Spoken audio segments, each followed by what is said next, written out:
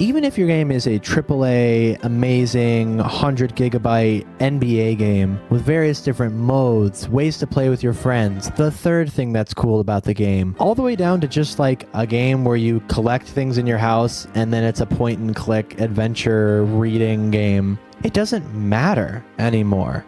I believe we are approaching an impressionism state of video games. If you don't know what I mean by impressionism, basically there was this movement back in the 15, 16, 1700s, I don't know, when people were painting, right? We didn't have cameras, and they were just like, I'm gonna lock in and paint the most precise. This shit's gonna look so real. You're gonna be like, oh my God, is that a mirror? Holy fuck.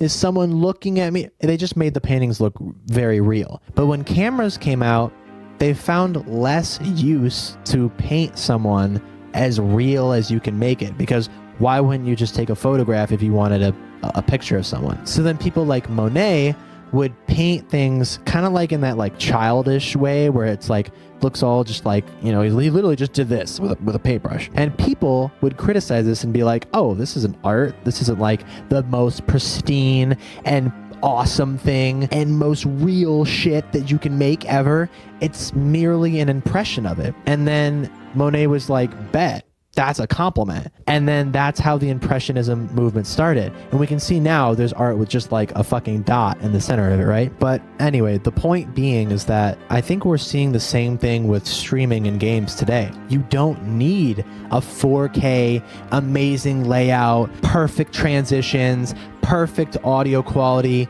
We see the very person that I've been talking about this entire video literally has a poopy ass webcam, a Yeti microphone, and one overlay. And it's the same thing with games. The NBA game that I just showed you is doing significantly worse than like a super simple point and click indie game. So I don't know. The conclusion is not only to just maybe peek on these games that I mentioned and other small games, to play them, watch other streamers playing them. I mean, not when you fucking not have the right title on your stream, bro. Come on. But more importantly, support small creators, because they are the future of entertainment. I think I might even expand further on this in another video by saying that apps like Netflix and Hulu are going to be completely replaced by TikTok Live and Twitch.